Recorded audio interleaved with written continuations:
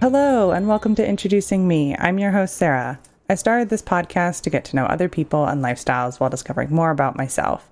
Each episode, I will give a new guest a chance to discuss their background, culture, interests, or whatever they want to talk about to help increase all of our own worldviews. Today, I would like to introduce you to Clare Pritchard. She started traveling after university, and she's done a lot of traveling, so I'm excited to hear from her about her travels. But she also supports and coaches people to break society expectations on what you should be doing and help people boost their confidence, as people always tell her that she's very confident. So I'm excited to have Clare share her wisdom and knowledge about cultures around the world. So thank you so much, Clare. Why don't you tell the audience a little bit more about yourself and how you got into traveling? Yes, hello. Thank you so much for having me. I always wish I had like a really interesting story here, so how I got into traveling. But actually, I was never, ever interested in traveling. It was my best friend. She was always interested in it. And when we finished university, she was like, shall we go traveling? And I was like, not for me, thank you. And it's kind of like, she asked again. And I was like, no, I'm still okay. And then on the third time, I was like, all right, then, like, what are you thinking? And essentially, that's just how it started. And then we started discussing where to go. So we decided 6 months through Central and South America. And then we'd go to Australia for a little bit afterwards. So that's where it started. We went over there. We did about a year together. She went home and I stayed out in Australia. And then that trip was 2 years. It was meant to be a year, and I came home 2 years later. Then I got home and I was like, cool, that was fun. I really enjoyed it. Now I'll settle down and do what you're supposed to do and get a job. And I think I lasted about 8 months, and I booked a one-way flight and I went off again. And this time I went away for 18 months and did like loads of cool stuff in that segment of traveling. And again, came home and I was like, okay, now I've done 2 big trips. I really will kind of chill out. And then I think 6 months later, I booked a flight and moved to Iceland, lived there for 6 months. And then COVID brought me home. So it was very much a very persistent best friend that got me going traveling, but I couldn't be more grateful. I often kind of just sit and think, like, who would I be today if I hadn't gone traveling, if I hadn't gone and done everything? And I think that's where now my passion for helping people with their confidence to break society's expectations has come from, because I, without my best friend, would be climbing a career ladder, because that's what you're meant to do. I'd probably be with my partner and I'd definitely have kids by now, and I just would have followed that society's timeline that is kind of that unwritten one that tells you what you should be doing. And so now I support people to build the confidence to go against that. I have a program that's called Back Yourself, and I get people to just back themselves to make the decisions that they want to do and to change their life so that they are living a fulfilled life. And it doesn't necessarily always mean like going traveling, that can be quite extreme, but it's leaving a job that you're not happy in. It's like moving to a city, just like even these small little things that will make you live a more fulfilled life. But if someone wants to go traveling, that's definitely on the list. Yes. So it sounds, very organic, if at first a little bit urged by somebody else. Mm-hmm. So can you share kind of at the beginning, that first moments of travel, like what you experienced that was different than your home life, that you really did end up just wanting to stay? Yeah, so we flew into Mexico. So we did the first part in Central America. And it was like Mexico is just completely different culture. And I think that's what I enjoyed the most, was just jumping into that different culture. And it was most definitely like quite uncomfortable as well. Like, I'm not going to be like in those first few nights, like I jumped straight into it and it was great. Like, I was like, what the hell is going on here? In my first night in the hostel, these 2 girls came up to me and they were like, hello, how are you? How long have you been traveling? And they were so chatty. And I was just like, I've never met you before. Like, how come you're talking to me so nicely? But that's just what you do with traveling. So there's a lot of adapting to it as well. And I think as soon as I kind of like realized that, I was like, okay, like I get it. And I think there is a bit of like, you have to get it. Like you have to kind of like adjust. And I'm not too sure like where you're from, whether you will just have conversations with people in the street, but we don't really do that here.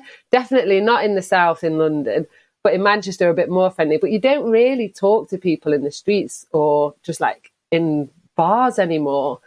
So when people were just like coming up to you and talking and they're interested in you, it was like, right, this is great.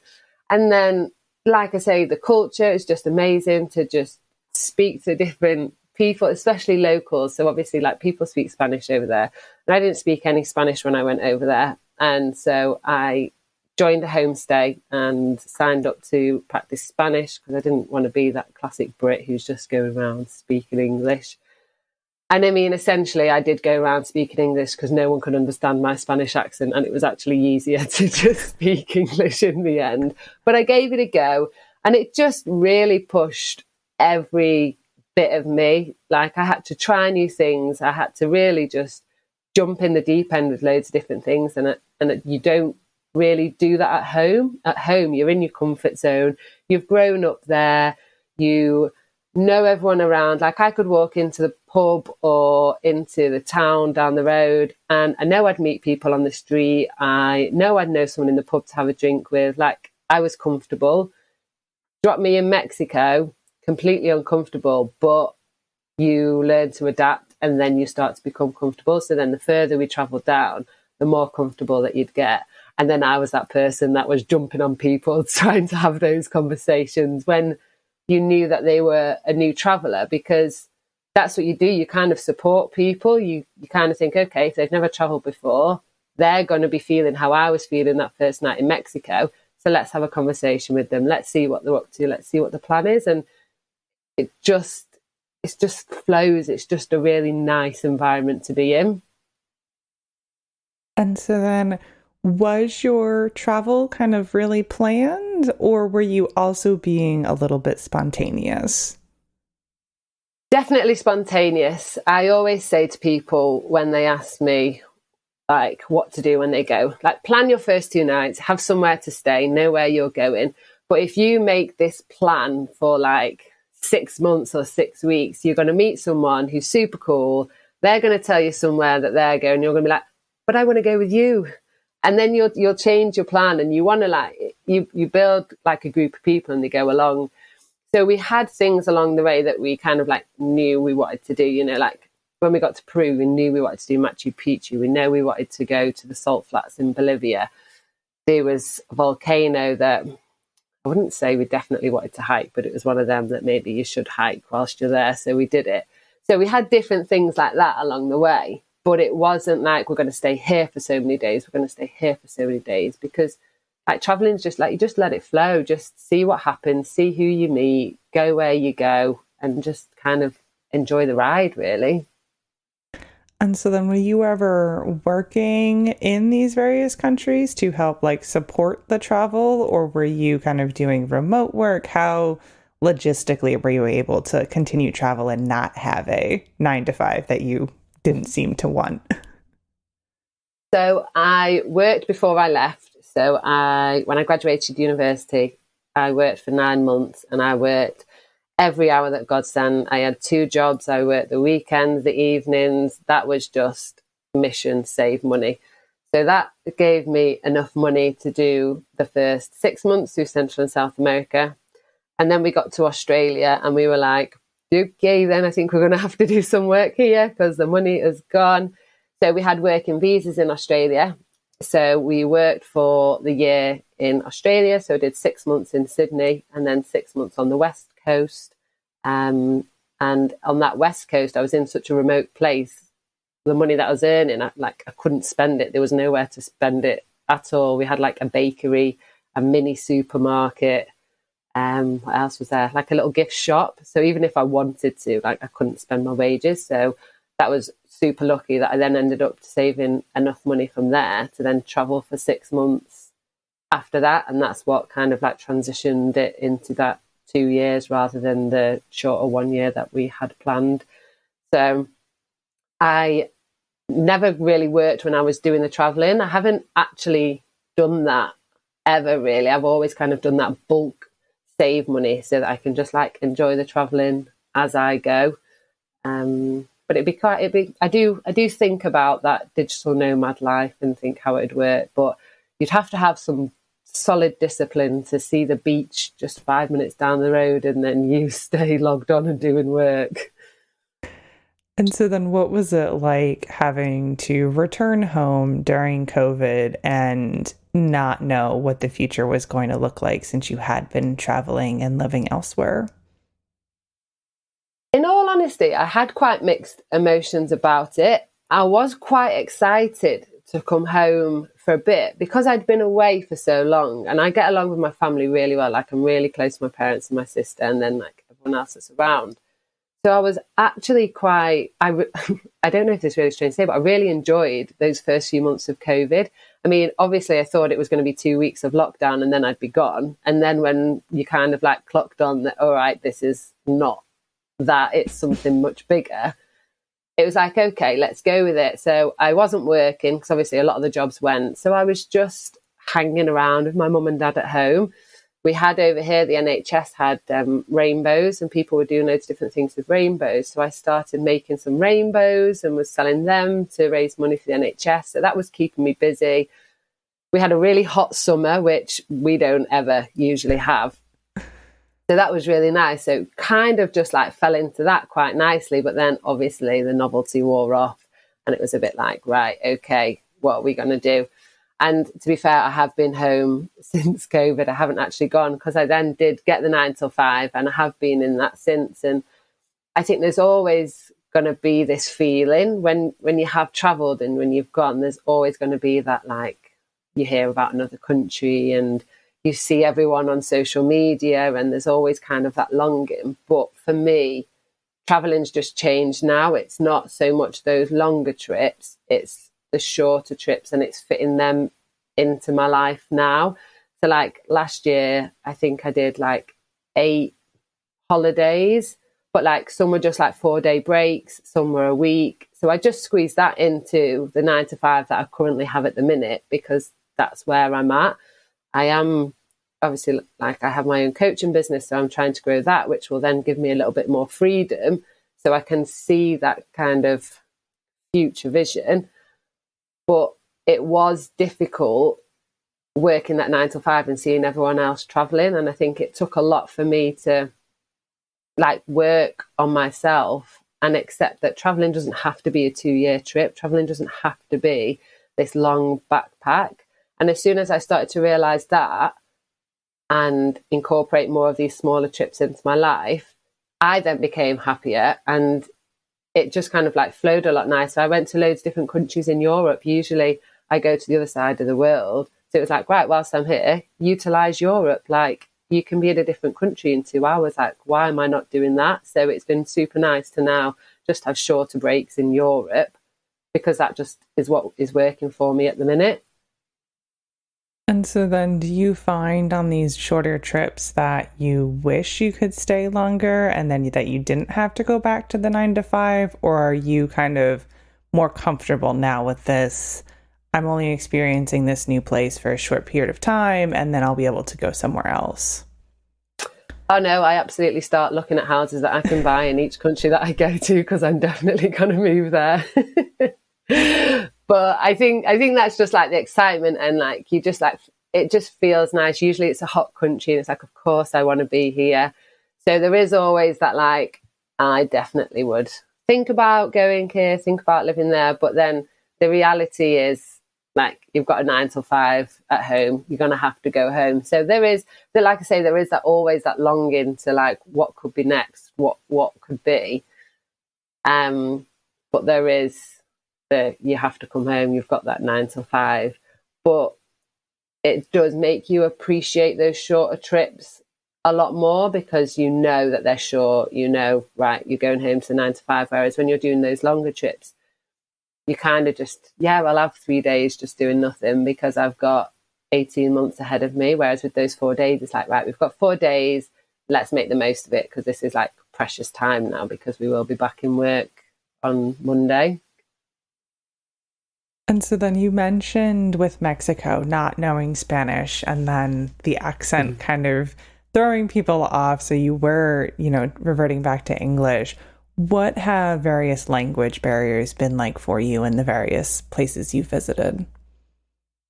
So basically every country's been a language barrier. I'm just not a language person, and I think I have got quite a Mancunian accent. It's quite strong, so when I try and speak the words, it's in my head I'm saying it right, but it just isn't coming across. So it makes it difficult to converse, but you just have fun with it. Like I remember us being in a supermarket one time and we were looking for eggs, and eggs is huevos, and I'm sure I'm saying eggs and I say huevos, but the woman is looking at me like, I don't know what you're talking about. And she didn't speak English. We're in quite a rural part at this stage. So me and my friend just like looked at each other and were like, what do we do?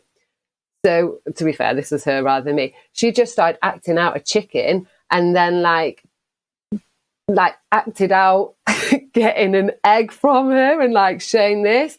And I was looking at her like, are you okay? Like, what are you doing? And the woman was like, yes. She got it straight away and she took us over there. So it's like, it could be frustrating that they don't understand my Spanish and then that they don't speak English, but like have fun with it. Like we just acted out a lot. We pointed a lot. We just kind of went with it. Like you have to really, otherwise there's no point in getting stressed about it. I did a stint in Nepal, and that was a really good place because there were some people some Nepali people that didn't speak any English, and then there were people that were quite good at English, so they then created English lessons and Nepali lessons. So then we started to learn the basics, and then we were able to converse. And when I say converse, like words, but it just then allowed that connection to go. So I think as long as you're making the effort, as long as you're trying, it shows that you've kind of like got that respect and you're giving it a go, and you're not just like, I'm going to speak English because it's the universal language. Like, give it a go. Maybe they're not going to understand, but have a bit of fun with it at the same time. Definitely. Now, you've listed a lot of places that you've gone so far. Do you like have a count of how many countries you've gone to? I think I'm about 42 countries, I think. I'm not sure if the last few that I've been to in the last year, if that's including, but yeah, around like 42. And so then where do you still want to go that you have not yet been able to see? Ooh, so India is big on the list. I am hoping to go there for Christmas, actually. So hopefully we'll get that one ticked off. Tonga has always been so high up on the list. I think I saw a video where whales were there and they were super like easy to see. So that's just always been like really top on the list. I'd really like to go and have a go of like the Middle East and like Kazakhstan, all kind of the stands around there. They'd be quite good countries to go to. They're meant to be like super beautiful. So obviously picking like the right ones would be really nice to go to and explore there. But I do also really like the sea. So I'm always kind of like, and then dipping a country in the sea on the way home. And actually Albania is one. Have you seen that? It seems to be going a little bit wild on social media at the minute. My sister went a couple of months ago and she sold it to me big time. So Albania's. See, I could just name every country now. The list never gets shorter. It just constantly gets bigger and bigger. And so how do you pick where you travel? Oh, good question. I think it probably depends on what I'm after. So this year I've been to Morocco. So me and my sister went together and we wanted somewhere with culture. So we've done quite a bit of Europe with it being COVID. And I was just like, I'm just missing culture. I want to like get slapped in the face with a whole load of culture and culture differences and like experience it, because that is the bit that I enjoyed about traveling. And then obviously for Europe, because it's somewhere that we've been when we were growing up quite a bit on like holidays with the family, you kind of get a little bit used to that. So we went to Morocco just because we had a short amount of time. It's an easiest place to get to. It is that slapper culture and you can kind of do it in a few days. And then I was in Portugal last week because I have some friends there. So that kind of like ticked 2 boxes, that I got to go and see friends whilst also going and being in the sun and stuff. So I guess it depends on what I want from the travel, from the holiday. Often when I go away, I can be like, I want to be busy, busy, busy, busy. I need to be doing everything. And then I come home like really tired and I'm like, God, now I need another holiday because I'm really tired. So then if I do end up doing that, the next holiday will be, right, this is a chill holiday, beach, relaxing kind of one. So I guess it depends like what your intention is, what you want. And then also if there's someone who wants to go with you, if they've got an input, then see what they're thinking as well. And so then how like far in advance do you plan your travel? I think holidays are always on my mind. I'm always thinking about where to go, what's happening. I've like the algorithm on Instagram obviously knows that I like to travel, so it's constantly like showing me new things. So I guess like I know I'm going to go to Christmas. I'm going to go to India around Christmas time. And then I don't actually have anything planned after that, but I've had quite a few holidays recently. But once India's like done and I know I haven't got anything else left, then the brain will be like, okay, where are we going? Let's get planning. So I guess there's no kind of like set schedule. It's just as and when, and it depends how long the last trip was. So my last trip was 2 weeks. So I feel like that's sufficient enough to last me until Christmas for now, especially with the 9 to 5. Right. Now you mentioned, on the recent trip with Morocco, that culture was something that you were looking for and was very important to you. So what is it about these different cultures that you're experiencing that draws you to these places? I think it's just learning about different people and different cultures. I think quite often when you're at home, the media can tell you things about certain countries and certain people and make you believe certain things that actually aren't true. So when you go over there to a different country, you get that first-hand experience. You get to talk to a local. You get to see exactly how it is and hear how it is from their side. And I think that's like really important to kind of just like debunk what the media are trying to tell you. With the other countries that I've been to, it is like meeting those people. Like that is one of the best parts. So in Nepal, when we were there, we really got to know the local people, and it's just a completely different experience. Like when you travel, obviously you meet a lot of other travelers and that's really fun, but it's kind of like you could be anywhere if you're just meeting those travelers. But if you get to just sit down and have that conversation with the local people and just understand them, just like learn what their culture is. I mean, it's not like you're going to have like a test, or it's not like you need to know, but it's interesting. It's very different to see how different people live their lives. It's interesting to try new things. Like when we were in Nepal, we were building schools for a little bit, and then when we'd finished building the schools, we went to the village of the local guys who were on the site building with us. So they invited us all back to theirs. So we got to go to this like really, really rural village that we would never have ever even like thought or heard of. And we went there and we're all like, all Westerners, super excited, like walking down, having a great time.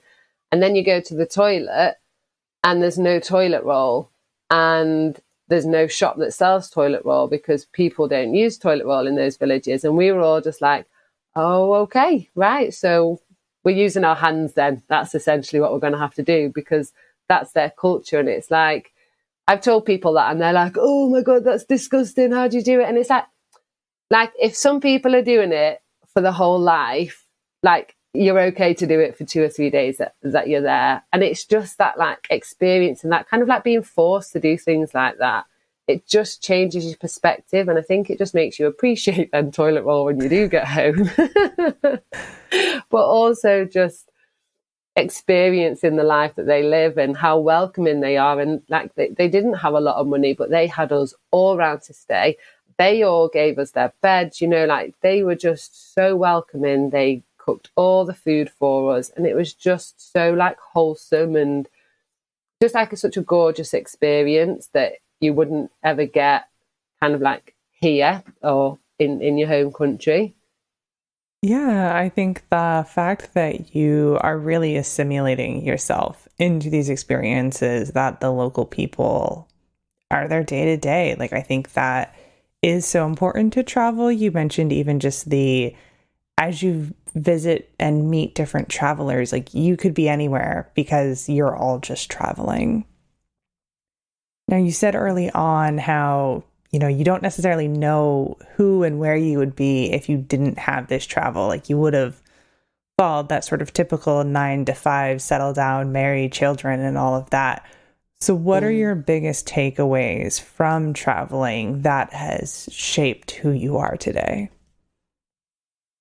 I think it is that there is no one path that you have to go down and that everybody is completely different. So when I first went traveling, I was 21-ish. So like quite young, yeah. And I was out there and a lot of other people were similar ages. But then you see other people that are like 30, 40, 50 and they're traveling. And I'm not going to lie, when I was 21, I was like, that's interesting. Like, why are they not at home, like working and everything? Because I still was in that mindset of when I go home, I'll get a proper job and I'll do this and that. And I think once I like really just kind of like was away from the noise of society of like, do this, do this, do this, it really let me see that there is no one path that you have to do. Like you can literally do anything. Like you don't have to follow this 9 to 5 or you don't have to climb the career ladder. You can do anything and that's okay. And I think traveling definitely gave me the confidence to know that that is okay. And so now when I've come home, like I have got a 9 to 5 at the minute, but like I say, like I've got this business and a lot of people kind of think, oh gosh, you try to grow a business and this. And I'm like, yeah, like why not? And I'll keep going at it. And if it fails, then there'll be another business because like that's what keeps me going. It's like I'm so into it and I'm so passionate about it. And I feel that that's given me that, traveling has given me that drive to just know that it will all fall into place. It will work. And if it doesn't, then there's always a plane that I can book on and go somewhere. And I just think it just kind of like leaves your path open for you rather than you having to go down a certain route. So I definitely feel like it has just given me that confidence to be like, I want to do this. I know I can do this. I'm going to go and do it. And like, don't get me wrong, I definitely have days where I'm like, oh, I can't do this, but I will bring it back. And I know that that's normal. And I know that I will get to where I'm going to be and I will create that lifestyle for myself that is the one that works for me.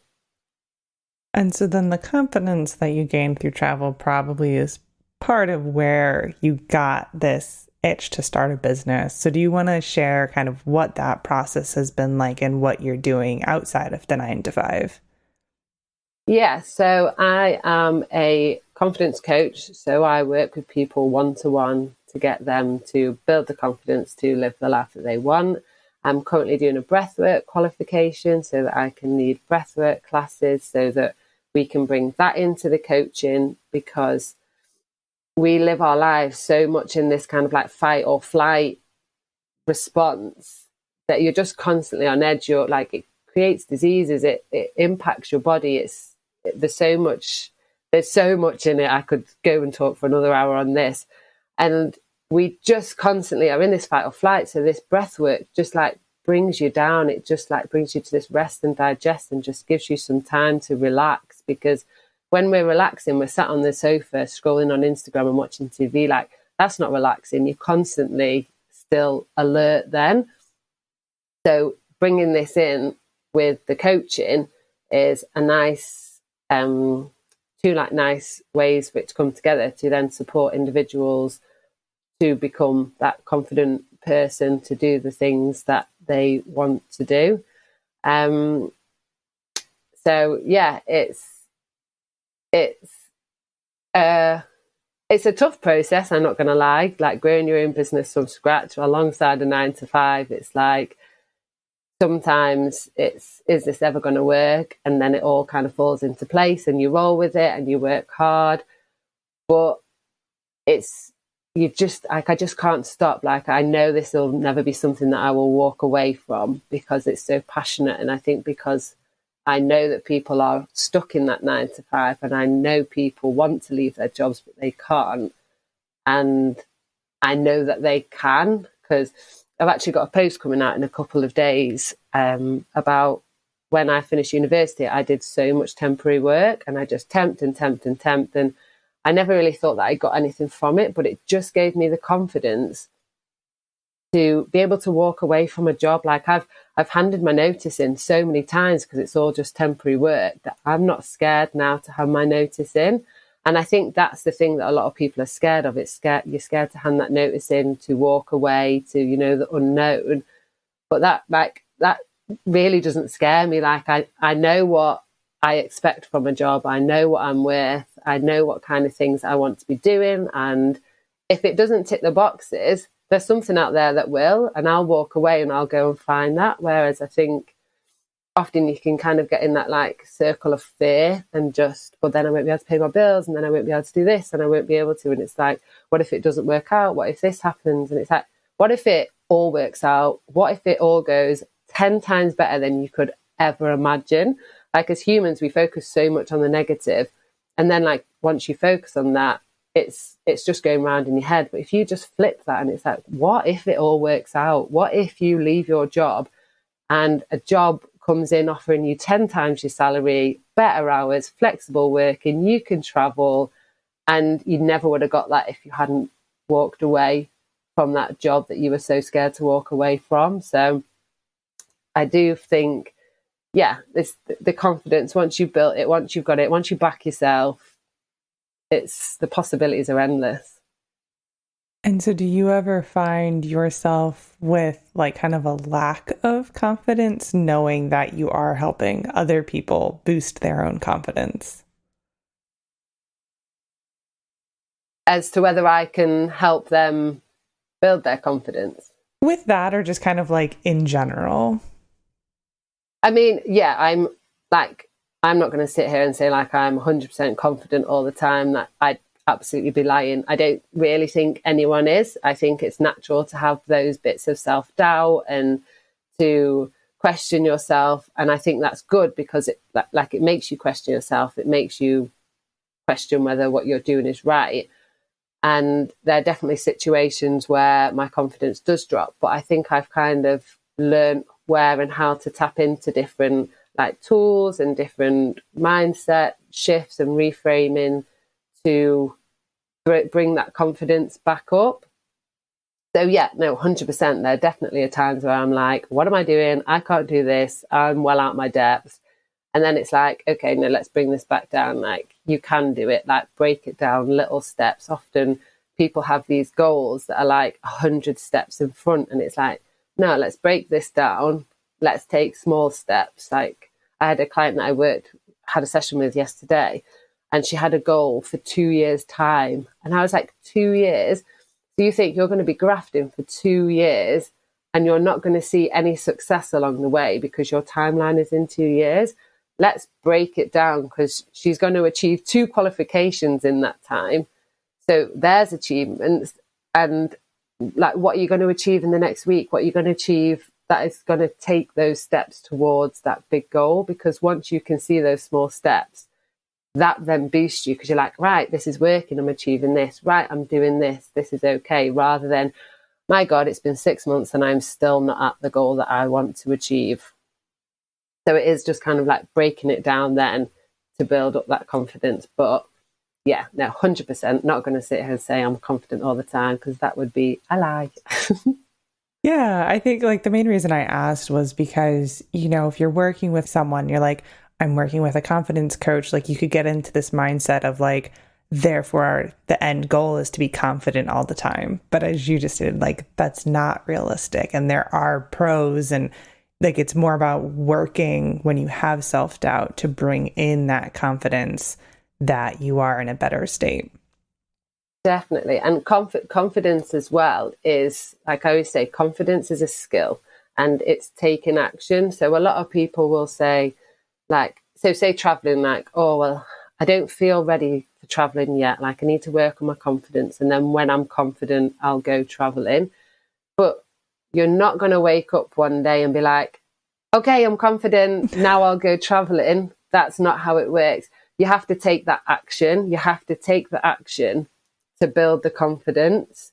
So like clients that come with me, we're like action takers. Like when we finish a session, it'll be like, right, what action do we want to take? What do you want to do? Because when you take the action, you can see that you maybe, you've got a bit of competence. There is something there which gives you a bit of confidence, which then builds more confidence. You create the skill, you take a different action, and that's how it then builds, rather than, like I say, all right, maybe in 4 years I'll wake up and I'll feel confident and then I'll go, because that ain't going to happen. Yes. So what kind of pushed you to want to help others with their confidence? I think it's because when I was younger and before traveling, I wasn't really that confident. Like I keep saying, my program's called Back Yourself. Like, I didn't back myself. Like, I would constantly compare myself to other people. I'm a 6-foot girl, and I'd always be looking at like the small petite girls and be like, oh, like I wish I could be like them. And I'd then compensate and be really loud, because I thought loud was confident. And actually, like, you're not, if you're loud, you're not confident. Like, confidence is like how you feel in yourself. You can have a person who sits in the room and observes and is super quiet, and they are confident. And you can have someone that's really, really loud, and they're probably the one that's less confident, because they're trying to overcompensate for that lack of confidence, which I think is very interesting. It is. Yeah. The perception of somebody else's confidence doesn't always translate, and how you kind of interpret your own confidence, I think is an important skill to be learning. Definitely. So you've talked a lot about things you've done, plans for the future. What, is the goal to kind of be coaching full time with the flexibility to travel, or are you not quite sure where the future holds? I think at this moment, I'm not 100% sure. I've been in stages over the past few years where I'm like, okay, I'm going to move to this country now. And I plan, and I have like such a longing for it, and it doesn't happen. And then I get like a bit disappointed, and potentially maybe it wasn't quite realistic, but I just was holding on to that travel part inside of me. So now I've kind of like let it go a bit, and I'm like, let's just see how it flows. So like, I've got visions, and like, I would love for the coaching to go full time so that it gives me that flexibility.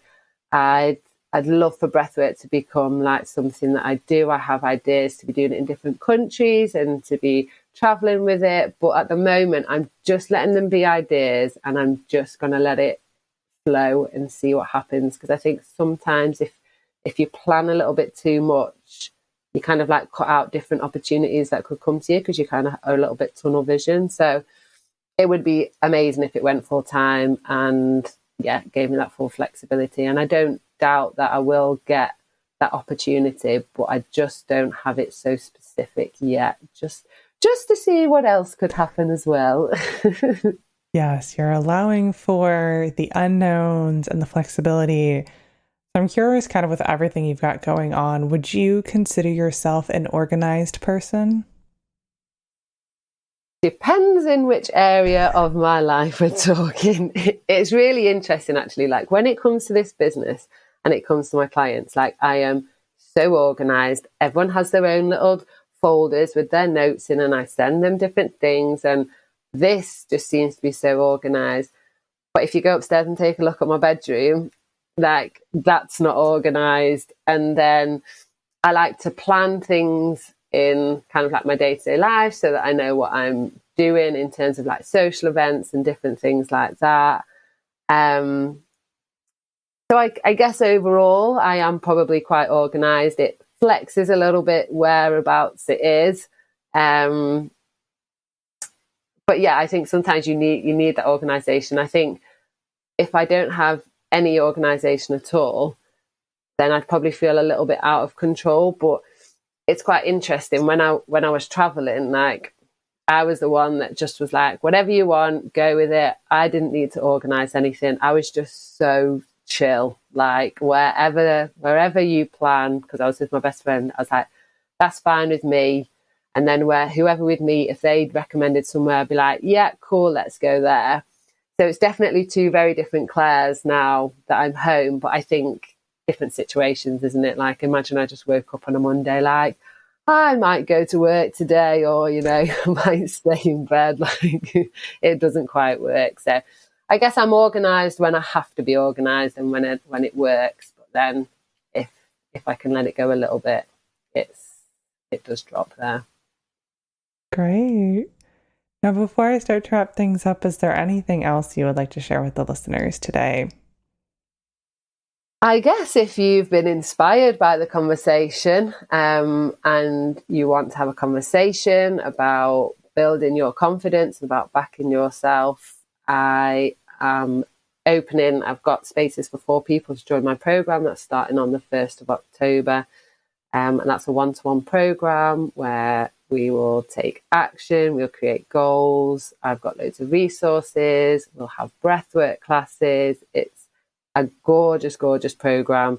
I've got some people on it already, and honestly, they are unreal people making such good changes. So if you've been inspired by this and you're interested, follow me on my social media, pop me a message, have a chat. Like I said before, I'm now used to people popping up and saying hello to me. If I can do it in a hostel, I can do it over Instagram or social media. So yeah, just send me a message, have a chat with me, and if this is the right program for you, then we get you signed up and going.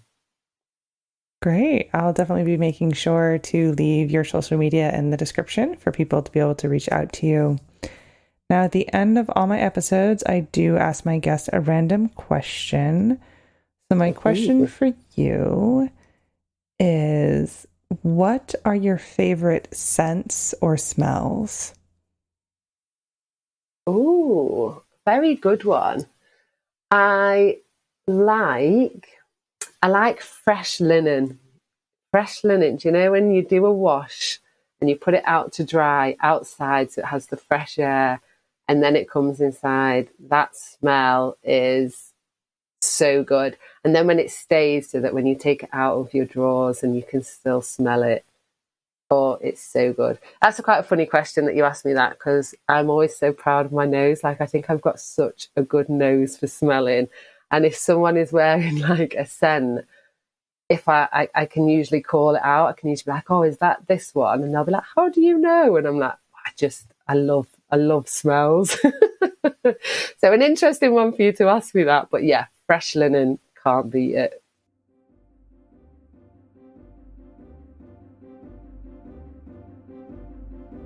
All right, that brings this episode to a close. So as I mentioned, I'll be leaving Claire's social media in the description. So she is on Instagram, Facebook, and TikTok if you want to go check out those pages and connect with her.